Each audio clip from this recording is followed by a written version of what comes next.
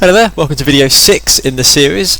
Today I'm not going to be breaking the video into 3 parts because what I want to do is bring what we've learned together to a point. I won't be concluding it necessarily as if we have finished the series, but video 6 I think is a pretty good time because you have already spent weeks and weeks, surely, practicing what I have discussed in the other videos. And I think now is the time to give you one of the chord progressions that I was going to give you in another video, but we didn't have enough time because I gave you number 1, 4, 5 in terms of a chord progression. I forget what video that was in. That was in, if I just look at my notes, that video was in number 5 actually, the previous one. And so because you've got that chord progression to play with, I also wanted to give you the next one now so that you can put them together. You're going to be using these chord sequences, this particular chord progression, and using it in different keys as a way to exercise what you can already do well, and that is play the scales with your right hand and your left hand, identify and play chords, say what you play what you say, as discussed in the previous video too, and you're also going to use the chords as a way to use different time signatures, so focus primarily on the 4/4 and the 3/4 and the 6/8 if you want to. That was in video 4 for the time signatures, if you want to go back and have a look at that. I'm also going to, you are going to focus in your practice after this video on legato and staccato again, but you're going to be using it in what we're going to create. So this video is actually not broken into 3 parts because we're going to be improvising, and I don't mean improvising in a jazzy way. I mean improvising in a way which allows you to play the piano. And even if somebody says, "Oh, you can play the piano," you say, "Yes, yes, yes." You're going to play this particular thing which we will create in this video. It won't be a long video, no more than 30 minutes. And you will play that to them. They will not believe that you have only been playing the piano for a month or less, having followed this course. They won't believe that you have only followed 5 plus this one, 6. Sorry, 6 plus this one of 5 videos plus this one in online, and that you can play in that way. And you know, the reason that you can play in that way is because you've been following my philosophy. The first video spoke about dispelling myths and making you not ask unnecessary questions and wasting your energy on worrying about having small hands, the fact you're starting too old, and all these silly reasons. And that you're simply now believing in yourself and playing with your eyes closed and spending a lot of time on your internal piano. Your internal piano you can take with you everywhere. Normal piano, a little bit more difficult. So you're going to put all that together in this video using whatever I create. So the whole video is improvised in itself, but don't worry, you're in safe hands. I could do this video in the key of C, but I'm not going to do that. Let me pick a key. I'll give you the key of E flat. E flat is good because it has 3 flats and it has a very nice natural finger position, which is nice. We've also used E flat in a previous example, and even if you're not familiar with the key of E flat, it's a good video to force you to get into the key of E flat, which is a key that a lot of music, especially jazz, if you're interested in that, is written in. But even if you're not interested in jazz, E flat is still a very nice key to be able to play in. But of course, there are no black and white notes, so you can't say that there are more or easier keys. There are more difficult or easier keys, because it's just black and white notes number 1 to 7 from the major scale, and there's no reason to say that it's hard. I could be doing this in the key of C, but we're going to do it in the key of E flat. So what are we going to do? Well, I'm going to be quite honest with you, I have absolutely no idea, and that is what I planned. My plan for this video was to literally have no idea what I'm going to talk about specifically. I know what the purpose of the video is, because we always do everything with a purpose, with a capital P, but the general idea of the video is to give you the chord progression and then just put stuff that from different videos into this video and give you something to take away and play and discover yourself and use as a foundation to develop your own skills on. This is a constant reinforcement, repetition of a positive ideal. So let's get going. We're in the key of E flat. So E is number 1, sorry, E flat is number 1. You know the major scale from a long time ago. and we're going to use that. So what are the chords that we need to play in the progression that I'm going to give you? And the progression is in numbers, because everything is numbers. 6 2 5 1. 6 2 5 1 is the most common, at least the 2 5 1. But it's very, very often preceded by the 6 to become 6 2 5 1. It's the most common chord sequence you could ever find in pop music of the music of the last 100 years. Almost every jazz song has a 2 5 1 progression. A lot of songs are based on the 2 5 1 progression itself. In pop music, it's also the case. At least 5 1, normally 2 5 1, and 6 2 5 1 is the most common chord before the 2 5 1. So you get a 5 1 or a 2 5 1 or a 6 2 5 1, and even before that, but we don't need to worry about it. You would normally have a 3 6 2 5 1. So let's focus just on the 6 2 5 1, which is enough for this video. But just live in the knowledge that you can have a 3 6 2 5 1. Now, what are these numbers that I'm talking about? Everything is based on the major scale. That's the first thing. You know the scale of E flat. Picture it in your mind, or see it on the piano, on the physical piano, or in your mind. On your mind would be better. You can see the notes that you need to play. Now, what this means is that the notes that are not in the scale of E flat, in terms of chords, we cannot play. So the first thing is 6 2 5 1, any number, but this progression 6 2 5 1 only refers to the major scale of E flat. So let's find the root of the numbers 6 2 5 1. Let's find the 6th, the 2nd, the 5th and the 1st degrees of the major scale. So 6 is a C in the key of E flat. It doesn't matter if it's a black note or a white note, it's just number 6. You could play a chord, E flat, 6. It's a nice soft sound, as we discussed in another video somewhere. So 6, the root of the 6th degree is C. So C is going to become the root of the chord that we will play. I'll give you the chord after, of course. We're doing this in layers.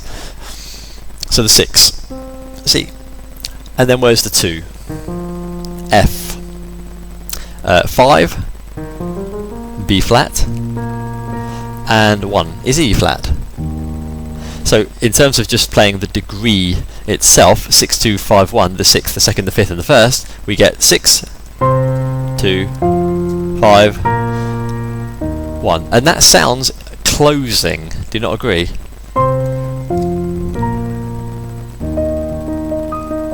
That's how you would normally close a song if you're composing. Now we need to put a chord to that. Now, I have a video already in my jazz playlist called Modal Theory. It's a very popular video. I think it's the most popular jazz video because modal theory, modal jazz, modes as they are called, is a very, very important topic. It's not complicated once you understand it, but it's not something that I'm going to go into right now in great detail. So if you're interested in why I'm using the chords I'm using, I put a link on this video here and in the description. There is that video available to teach you in good detail why I'm using the chords that I'm using. For this video, please just simply accept and remember the chord type associated with the degree of the major scale. So you might want to write this down because it's a little bit of knowledge for you, and it's always the same. There's no exceptions. You never change it really, and you will play it in this way for the majority of the time that you ever play the piano. So the 6th degree of the scale, the chord type, which means it doesn't matter what key you are in. We could be doing this in the key of F and B flat, A, E, G, doesn't matter, F sharp. The 6th degree will always be a minor 7th. So you need to go to the 6th degree of E flat and play C minor 7.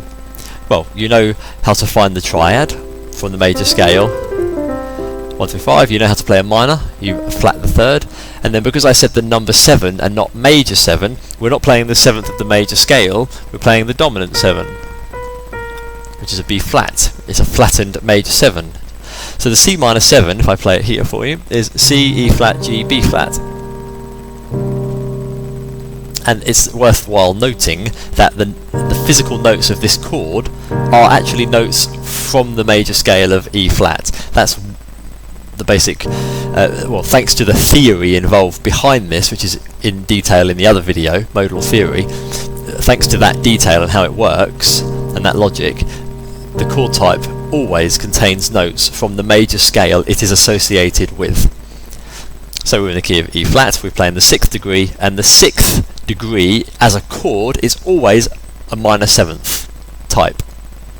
So just write this down if you want to. C minor 7, 6. We're going to go to the 2nd now. F. The 2nd degree of a major scale, and remember there are 7 in total, we're just using 4 of them, and they are always the same. The 2nd degree, F in this case, is also a minor 7th. That's very easy to remember. So we know F. You're going to make a minor. I didn't say major 7, I just said 7, so you put the dominant 7 on top. You flatten the major 7. Same logic all the time. Nothing is, there's no exception. F minor 7. So again, C minor 7 because it's 6, and then F minor 7 because it's 2, in the key of E flat.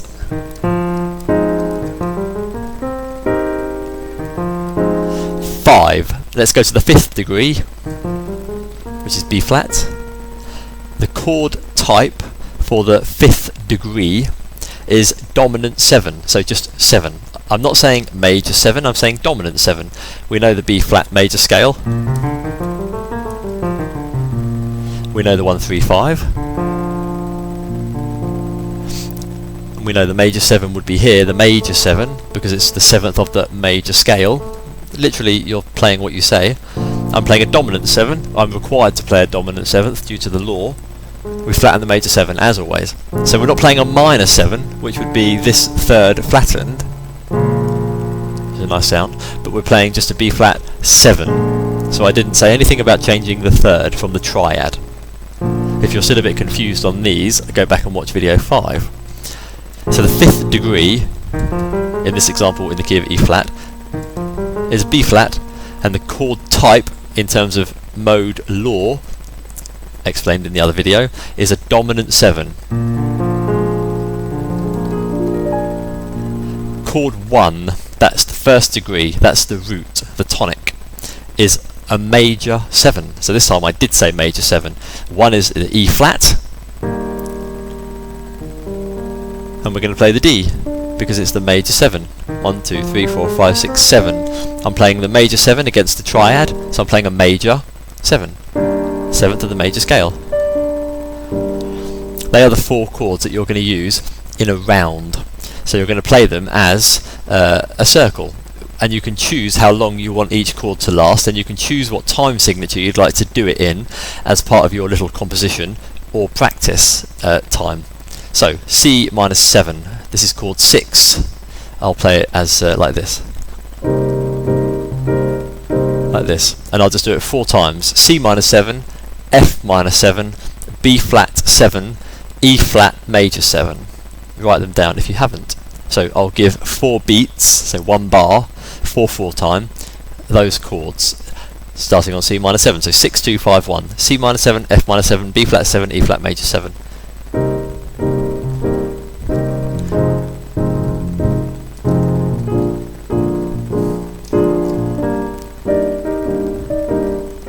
And go round again.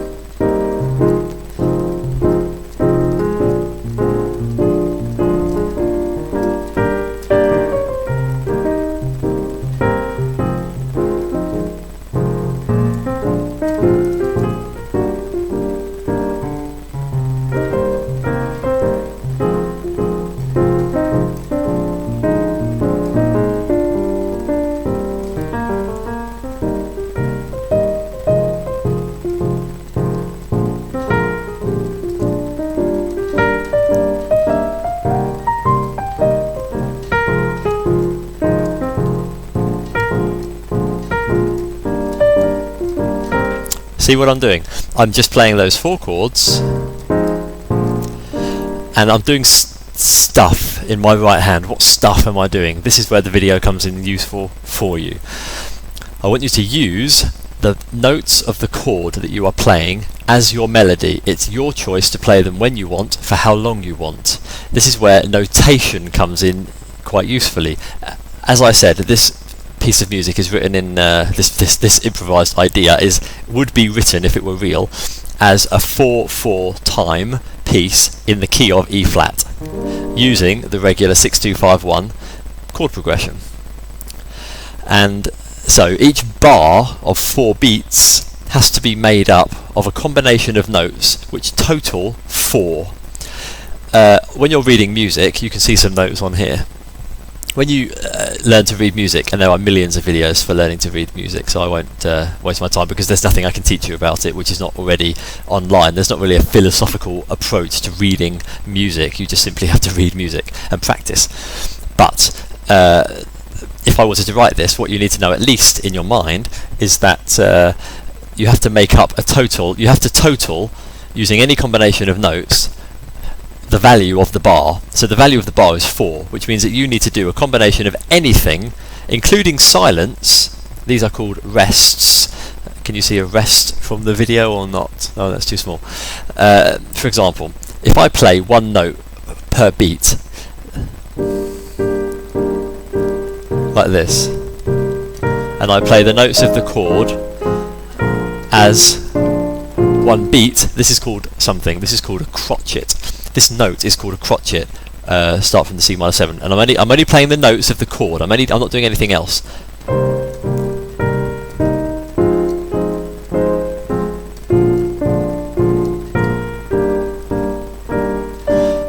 So I can play a note on each beat. If I don't want to play a note for one beat, that would be called, if you like, a crotchet, but a rest. So it's a 1 beat rest. For example, I would only play 3 notes. 1, 2, 3, rest for 1 beat, and then a new bar, start again. 1, 2, 3, 4. So there's 2 beat rest. In the key of B flat, I might play 1 note and give a 3 beat rest, and then play nothing in the key of E flat. So 2, 3. I put them in the middle that time. And on that last B flat 7 there, I played the 2 first beats silently, so I didn't play them. I played them as rests, and then I played beat 3 and 4 as crotchets. Now, as you can imagine, that's not the only note possible. You can extend the value of that note or reduce it. So there's different ways to notate music, and for your help, I will put a link in the description below. There is one already by the time you watch this, which will just give you a basic introduction to notation. It's a very valuable part of your education, but I'm not going to go into the sight reading, as I've said a lot of times, but it will give you an idea of understanding how I'm making melodies. At the end of the day, all you need to do is to total the value of the bar in your composition, and there can be any number of bars. Like once in one video I discussed the 12 bar blues, for example. So there are 12 bars. So in each bar you need to total 4 beats, because the music is written in 4/4 and there are 12 bars, so 12 times you need to total a value of 4 beats. And you can do that by playing, you could, well, this is what I'm going to show you right now. You can play 1 note and it lasts 4 beats. That's called a semi-breve. You'll see in the link, each note duration has its own name. So let me just play C minor 7 but with 1 note for 4 beats. I'll play a B flat, the dominant 7. Now I'll play the A flat, which is the minor in F. Now I'll play the F, which is the 5th in B flat. And then I'll play the G, which is the 3rd in E flat. So I'm playing a semi-breve, a note of a duration of 4 beats per bar. I'm doing the same thing again.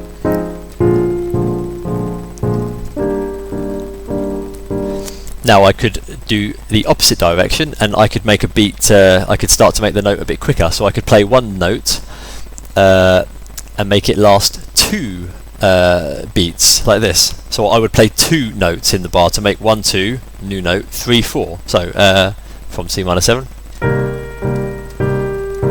like this.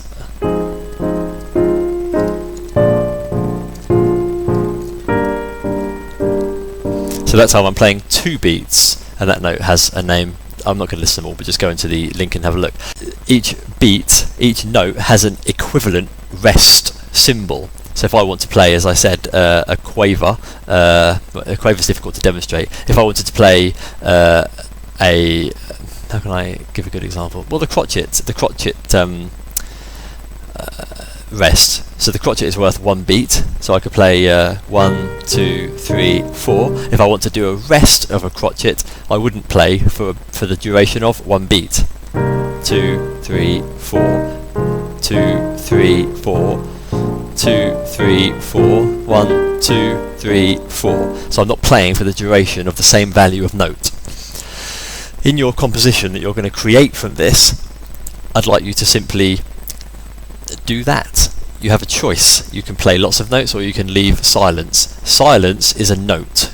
You must realise that. If you're playing something such as this chord progression, sometimes it's nice to play nothing, only the chord.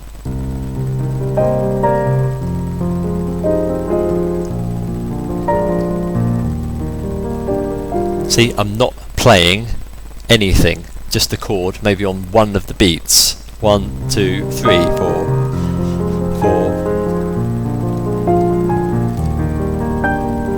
So I'm only playing 1 or 2 notes in the bar, but the value of the bar is made up by rest values, by silence. It's very interesting. So what I'd like you to do is to do that. Take the notes of the chord and create a little melody using the notes of the chord. Now, on top of that, I'd like you to use staccato and legato. So what does that mean? If you can remember, staccato is when you play notes quickly and they are disconnected, and if you play legato, they are connected and there's no space between them. So normally when you play legato, normally you would use the pedal. You just keep the pedal down. So I will keep the pedal down and I will play a legato melody using the notes of the chord.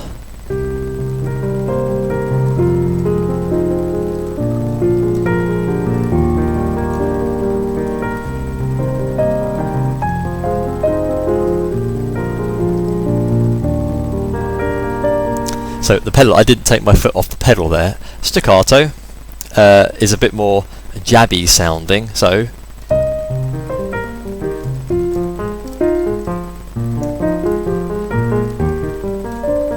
okay. Now, one thing I would like to quickly discuss is what the left hand normally does and what the right hand normally does. I have talked in other videos, and it's absolutely imperative that you understand this, that you shouldn't think about having a left hand and a right hand. You need to think about having 10 vehicles to transmit your emotions to the piano, to provide the sounds that you require and that you feel and that you hear inside.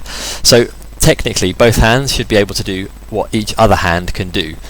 But that said, but don't forget what I've just said previously, but having said this, there are, it's fair to say, more things done by the right hand than the left hand, and there are more things done by the left hand than the right hand. And I'll give you an example. The left hand will very, very commonly use a bass note. I'm playing an E flat down here, E flat here. It will normally play a bass note followed by a broken chord, which means it simply plays the notes of the chord in a broken way. So it's not playing it exactly in order, you're simply just playing the notes in any order that you want, in any order that you feel. So in the key of C minor, in the chord of C minor, I'm just playing any notes I want, whatever happens with my fingers. There's no conscious thought involved, and I play the C minor 7 notes in that way, with the pedal down normally, but if not, it will be staccato and it will simply be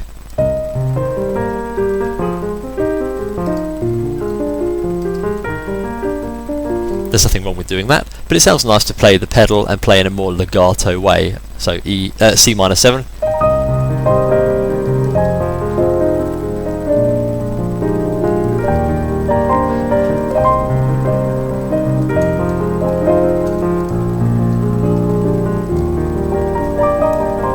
Another thing to consider is the value of the notes. What we're playing are the notes of the chord, but sometimes these chords overlap into the other chord. What I'd like you to start to do as a closing to this video is recognise, don't focus on, but just casually recognise, philosophically I'm saying this, that each note value has a tonal quality. It has an audible emotion. So for example, when I play the C minor 7 and I highlight the minor, it sounds soft and gentle. It almost sounds sad because it sounds minory. The minor 7, the 7th on top, the dominant 7th, just makes the chord softer. But we're still playing a sad minor. We're not playing a major chord. We're playing a minor. So what I want you to do is just acknowledge that the minor sound does sound quite soft and mellow. Okay? If we listen to the dominant 7th in the same chord type, minor 7, the dominant 7, the B in the C minor 7 case, sounds more... it doesn't sound as sad. Listen. That sounds quite sad. If I play the minor in F, let me just play the minor in C and F alternately.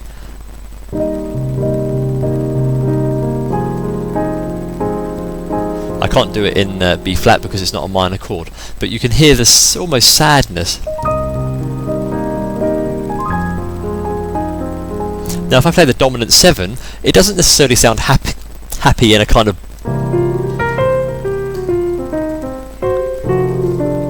I'm not saying it sounds happy in a bluesy way. I'm saying that it sounds a bit more melodic, but less sad. So I'll highlight the dominant 7th in C, which is a B flat, and a dominant 7th in F, which is the E flat.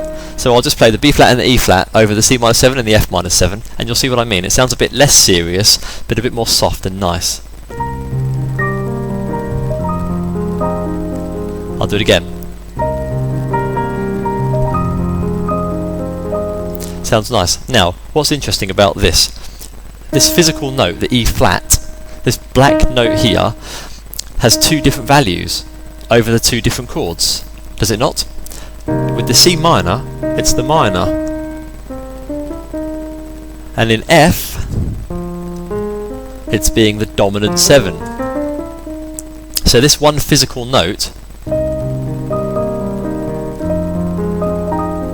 changes tonal quality. I'm just going to leave you with that thought. This is called note value awareness, and I talk about that a lot in my jazz piano ebook, A Philosophical Approach to Jazz Piano. There's a whole chapter on this. It's the concept of being aware that one physical note, whatever the name is, has a different note value, has a different number. So in the key of C it's a minor, in the key of F it's a dominant 7.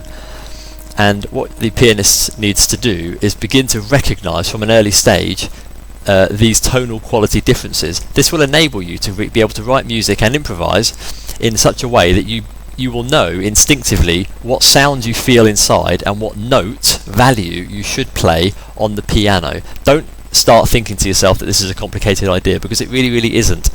You take a note value, you associate it with your emotional centre, and then you play it. So if I want to sound soft and gentle and romantic, I would play the minor. I would play the major 7. I would highlight these notes, so I'll do that. I can't do it in B flat because that's a dominant 7 with a normal third. It's not a minor, so ignore the B flat chord. But in terms of C minor 7, F minor 7, not B flat 7, and then E flat major 7, the major 7 is a romantic note. It's a powerful romantic note. I just went up to A flat major 7 there. It's a romantic note. So let me just highlight the minor in C, the minor in F, nothing in B flat, and then the major 7 in E flat, and you'll see what I mean. So minors. B flat, nothing.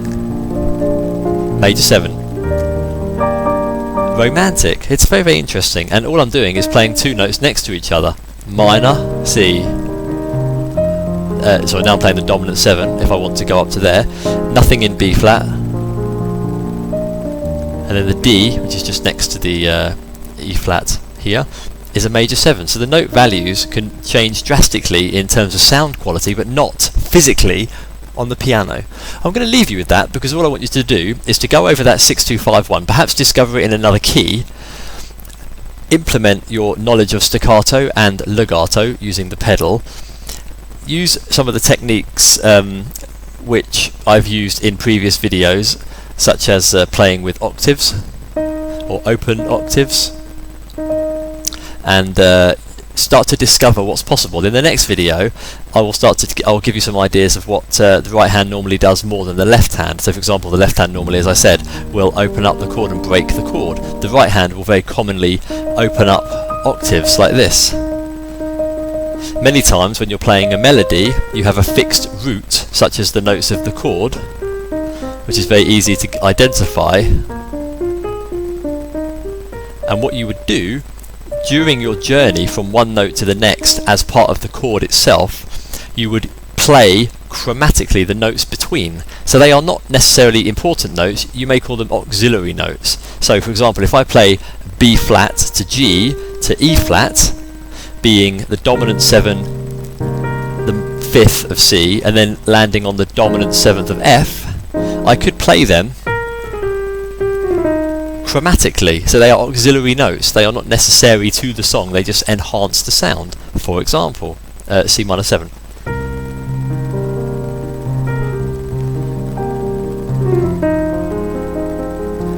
Now from B flat I might play the D, which is the 3rd, and I might chromatically run up to the 3rd of E flat. And you can take that further by causing a hesitation, for example, a bit like Chopin would do. So what you're going to do is start to do those things and put them together. This will take about a week or two of playing and practicing. It would be really interesting if you posted your own results to this, and I'm sure people would be interested in that too. Thank you very much for watching. A few little things. In the next video I'll go into a bit more detail about what's possible. I'll give you another chord progression, we'll use another key, and you really will start to become a real pianist. Continue practicing, continue using your internal piano, and everything's going to be really, really great. Comments welcome, subscriptions, think about my ebook if you're interested in the jazz piano side of things, and I will see you in video 7. All the best, bye for now.